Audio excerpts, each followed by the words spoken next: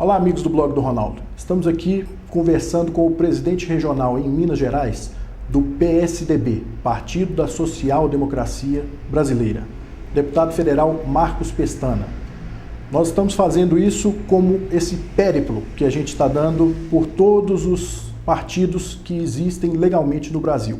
E hoje temos a honra de estar aqui conversando com o presidente do PSDB. Boa noite, deputado. Tudo bem? Boa noite, tudo bem? Prazer estar aqui. Ótimo.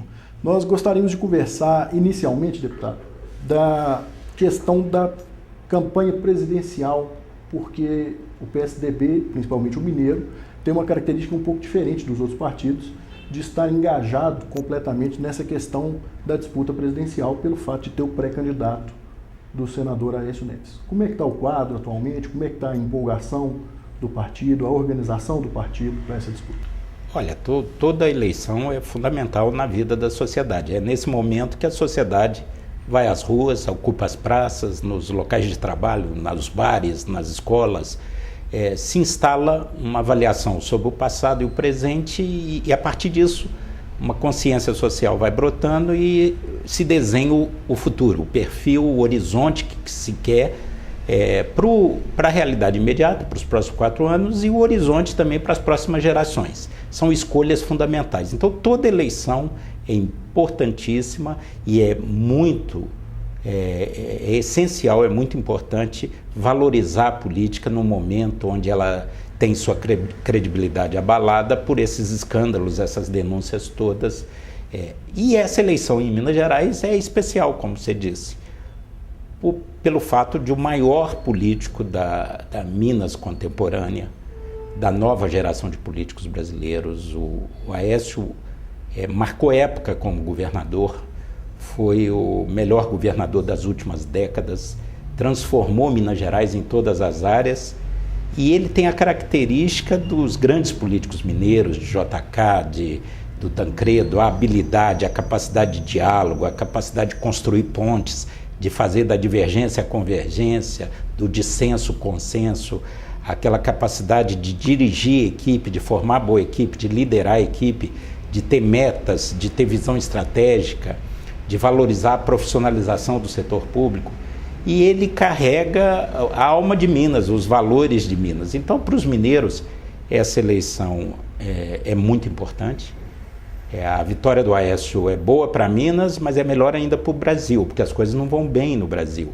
Há uma combinação explosiva de crescimento baixo, inflação alta, desequilíbrio externo, desindustrialização. Há um esgotamento do ciclo do PT no governo e seria muito importante o sentimento majoritário, 70% das pessoas querem mudanças profundas no Brasil. Há uma saturação, o rendimento, a qualidade do governo a qualidade muito baixa e o Aécio representa essa esperança. Ele ainda é pouco conhecido no restante do país. Isso vem se corrigindo na medida que a campanha se acelera, mas nós estamos extremamente otimistas. Ele fez um grande crescimento aí nas últimas semanas, as últimas pesquisas são animadoras e eu creio que nós temos grande chance e o fundamental é o resultado em Minas. Nós esperamos ter 3 milhões de votos de frente aqui em Minas, que é essencial para a vitória do Aécio. A meta é essa, 3 milhões de votos Sim. de frente em Minas? Em Minas, que daria alguma coisa em torno de 20, 25% dos votos totais. E eu acredito que isso é possível, ele ter aí em torno de 55% contra 30% da presidente Dilma. Porque ele vai ser uma coisa assim, nós vamos propor aqui em Minas uma reflexão muito polarizada, assim, meio Tiradentes versus Joaquim Silvério dos Reis, Inconfidentes contra a coroa portuguesa, quer dizer, é uma chance de ouro. E o governo do PT, que já completa 11 anos, não resolveu as questões fundamentais de Minas Gerais, o metrô de Belo Horizonte, a duplicação da BR-381, Valadares, Belo Horizonte, a BR-040, Juiz de Fora, Belo Horizonte, uma série de coisas, o Rodoanel e a reforma no atual anel rodoviário, A gente está aí em período de Copa, a gente vai em Confins, é um péssimo cartão de visita que o governo federal nos presenteou, os turistas vão ter uma péssima impressão. Eu hoje desci lá em Confins. Ainda está em obras, né? Está em obra, tapume, sujeira, e mostrando a imprevidência, a falta de capacidade de planejamento. O Brasil teve 7 anos para se preparar.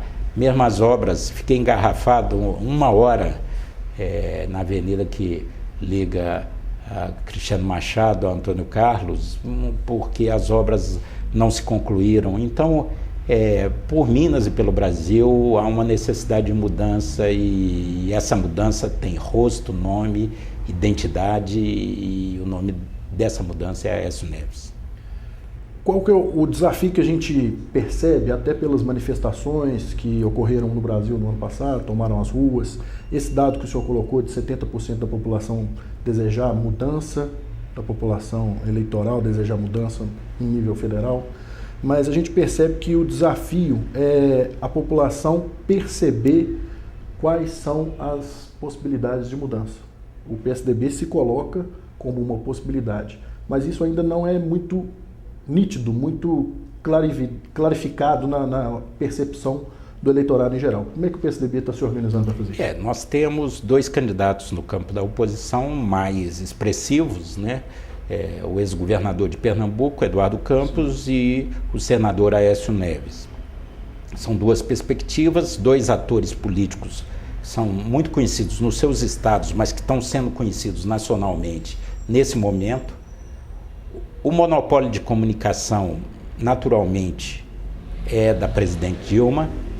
Ela aparece diariamente, ainda agora está se discutindo que ela vai dar entrevista sobre Copa, propagandeando e preparando o clima da Copa. Quer dizer, é uma oportunidade que ela tem por estar na cadeira.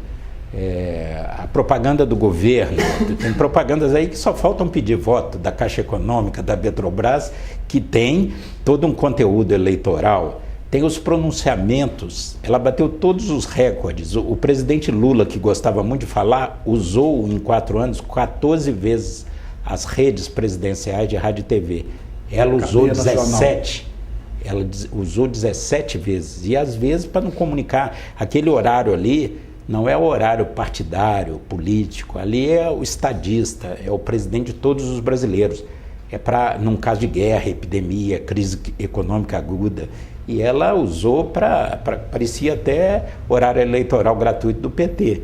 Então, então, tanto no jornalismo diário, quanto nas propagandas governamentais, quanto nas redes nacionais de rádio e TV, ela tem um privilégio em relação a Eduardo e a Aécio.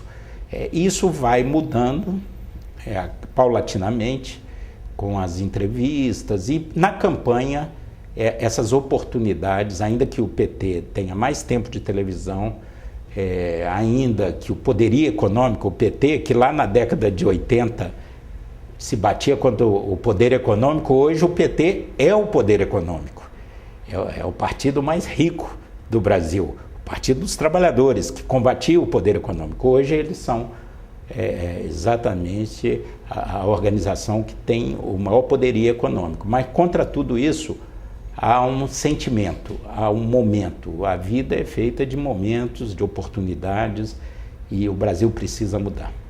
Objetivamente, agora algumas perguntas bem rápidas de Pai Bola a respeito desse Senado Nacional ainda. Em primeiro lugar, qual é a perspectiva de coligação, de apoio a essa candidatura do Aécio? Quantos partidos devem ser? Quem que já está? Olha, nós estamos com uma frente que inclui o PSDB, o Democratas, o Solidariedade, o PMN, o PTB, o PTC. Todos esses já confirmados? Já confirmados. E exatamente nas próximas 2 semanas, aí é aquele momento onde a ebulição, porque o Tancredo falava que político só respeita, o único prazo que política respeita é o legal. Porque enquanto não chega o prazo legal, todo mundo blefa, joga balão de ensaio, faz leilão.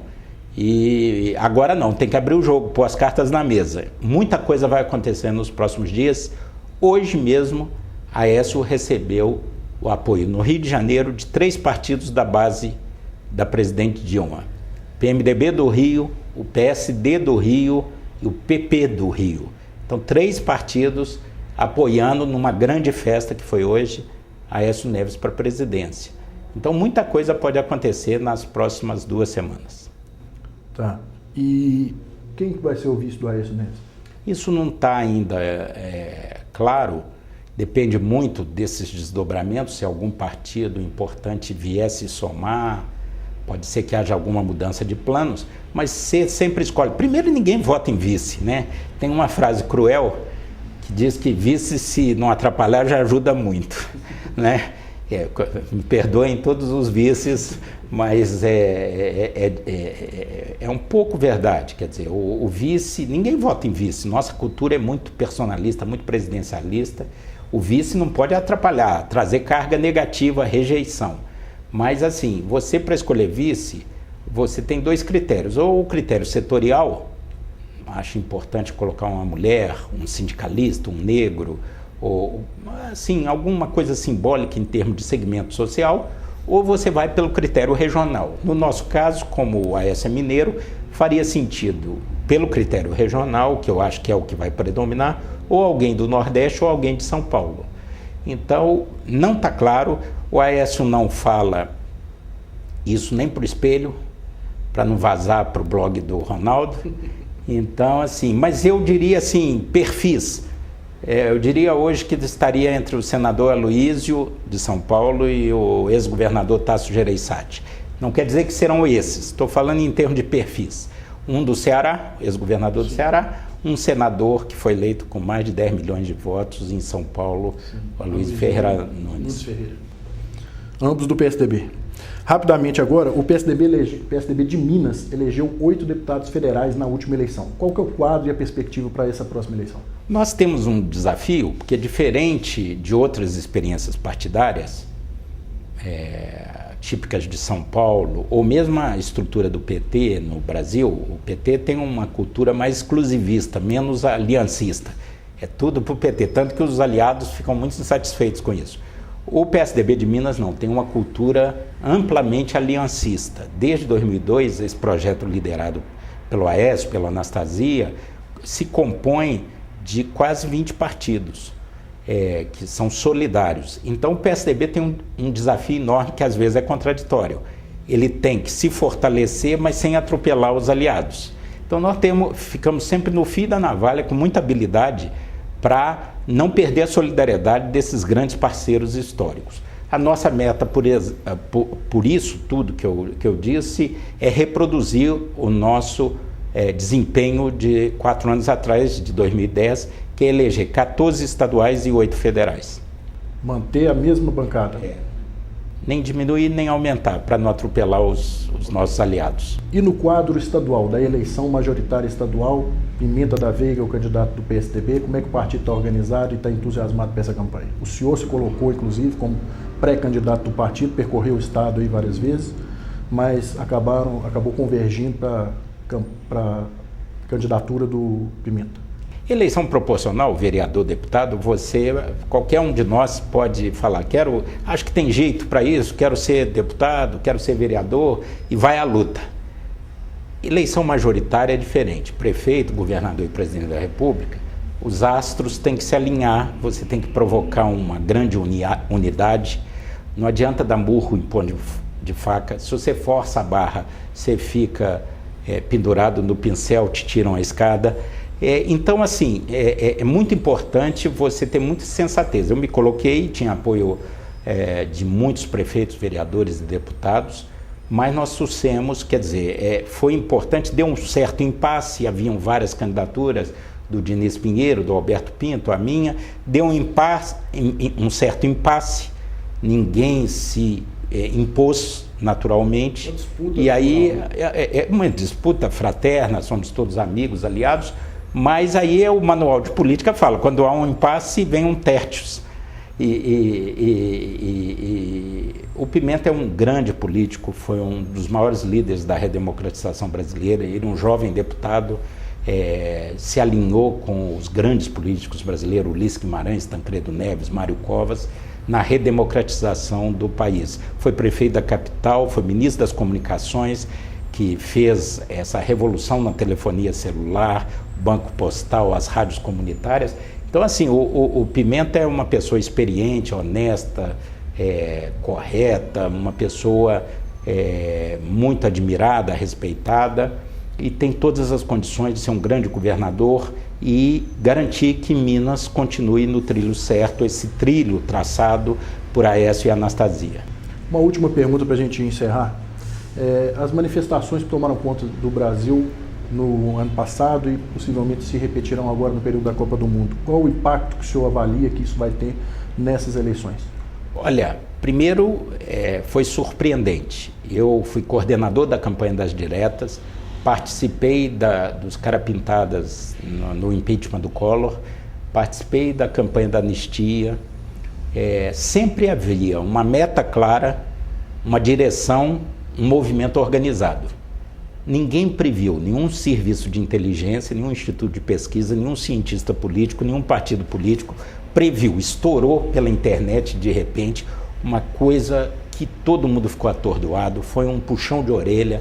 A campanha, dada a precipitação do Lula e da Dilma, que 2 anos antes colocaram a sucessão num gesto totalmente inábil, e aí foi um certo puxão de orelha. A população disse assim, pensem menos em eleição e pensem mais em melhorar a vida da gente. Só que aquilo foi uma movimentação espontânea, difusa, não havia uma bandeira, não havia sequer palanque e microfone. As pessoas estavam ali expressando um sentimento de insatisfação. Queriam melhor transporte público, mobilidade urbana, uma saúde padrão FIFA, uma educação de qualidade para os jovens, para as crianças. Quer dizer, foi uma coisa difusa que explodiu nas ruas. Os black blocs fizeram o favor de assustar todo mundo e todo mundo recuar para casa, porque a radicalização não contempla o sentimento da maioria dos cidadãos. Aí começaram a quebrar banco, agência de automóvel, etc. Todo mundo recuou para casa e eu acho que as manifestações não ocorrerão na dimensão que ocorreram em junho de 2013. Mas o importante é o sentimento, não é a forma. Eu não arrisco, quer dizer, pode ser que haja uma explosão nas ruas. Há uma irritação muito grande com a questão da Copa, os gastos. A Copa brasileira vai ficar mais cara que as 3 últimas Copas somadas.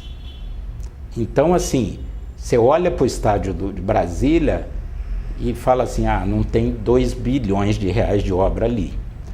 Então o pessoal tem uma desconfiança em relação à corrupção, ao uso, e está um sentimento muito engraçado. É claro que todos nós somos apaixonados por futebol, não é uma bobagem esse negócio que vai ter influência na eleição. Eu não acho que o resultado dentro de campo tenha qualquer influência no resultado eleitoral. Perca ou ganha a seleção, acho que é indiferente, a história prova isso. Teve épocas que o Brasil foi campeão e o governo perdeu, teve épocas que o Brasil perdeu e o governo ganhou a eleição. Então não há correlação.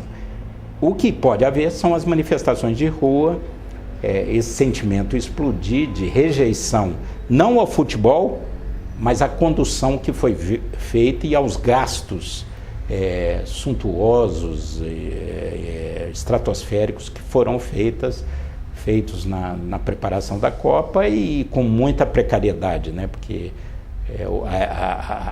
o que vai ficar para a sociedade, muita coisa não foi para frente, né?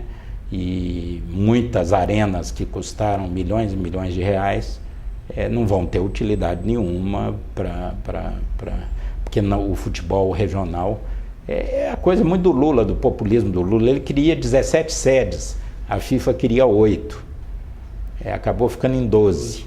Então, assim, se concentrasse em 8, o trabalho tinha sido mais concentrado, mais eficiente, e eu acho até mesmo o impacto do turismo, porque tradicionalmente você tem uma chave jogando numa cidade.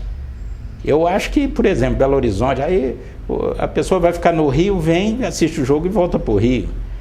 Se você botasse 4 seleções fixas aqui, seria um modelo muito melhor, porque as torcidas iam fixar, iam conhecer os restaurantes, os museus, os bares, iam deixar dinheiro aqui. Eu acho que esse modelo da Copa não foi o mais feliz. Deputado, agradecemos a entrevista, ficamos por aqui, agradecemos a companhia de todos os internautas e telespectadores do blog do Ronaldo.